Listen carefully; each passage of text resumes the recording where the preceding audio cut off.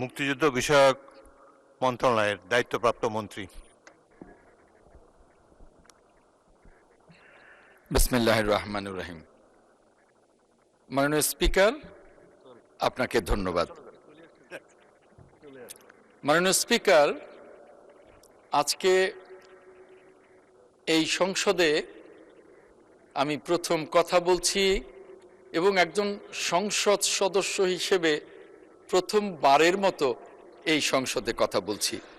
মাননীয় স্পিকার, এই সংসদে আসার আগ্রহ, স্বপ্ন, গণতন্ত্রের স্বপ্ন, দেশপ্রেমের স্বপ্ন যিনি আমাকে দেখিয়েছিলেন, আমার সেই প্রিয় নেতা, মহান মুক্তিযুদ্ধের মহান ঘোষক মাননীয় মন্ত্রী, মাননীয় আমি স্পিকার, অত্যন্ত এক মিনিট, আমি অত্যন্ত বিনয়ের সাথে আপনাকে জানাচ্ছি এবং আগে প্রশ্নকর্তা মাননীয় সদস্য শামীম লিঙ্কনকেও জানাচ্ছি, প্রশ্নোত্তর পর্বে যা লেখা আছে সেটি বলবেন, উত্তরেও যা ছাপানো আছে এক্স্যাক্টলি সেটাই আপনি অনুগ্রহ করে পড়বেন।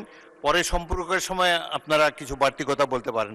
এখন যেটি উত্তর হিসাবে ছাপা হয়েছে সেটি অনুগ্রহ করে পড়েন। মাননীয় স্পিকার, আমি একটু 1 মিনিট সময় চাই, শুধু 1 মিনিট সময় চাই পার্লামেন্টের বিনয়ের সাথে। মাননীয় মন্ত্রী, পার্লামেন্টের রীতি রেওয়াজ আছে যেটা আমরা ভঙ্গ করতে চাই না।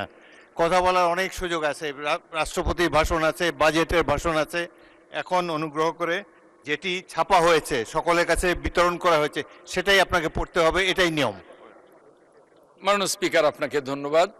আমি তারকা চিহ্নিত প্রশ্নের উত্তরে বলছি। মাননীয় স্পিকার, বর্তমানে গাইবান্ধা জেলার সনদপ্রাপ্ত মুক্তিযোদ্ধার সংখ্যা 2316।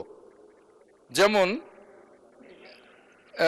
গাইবান্ধা সদরে 438, গোবিন্দগঞ্জে 271, পলাশবাড়ি 176, ফুলছড়ি 327, সাগাদা 635, সাদুল্লাপুর 194, সুন্দরগঞ্জ 275, মোট 2316। কোন প্রকৃত অনেক সদস্য প্রশ্ন করেন কিন্তু দীর্ঘ উত্তর থাকলে তারা তাদের প্রশ্নটি উত্থাপনের সুযোগ পায় না। তো অন্যান্য সদস্যদের প্রশ্নের উত্তর যাতে দিতে পারেন পর্যাপ্ত সময় থাকে, সেজন্য আপনার উত্তরটি পঠিত বলে গণ্য করা হলো।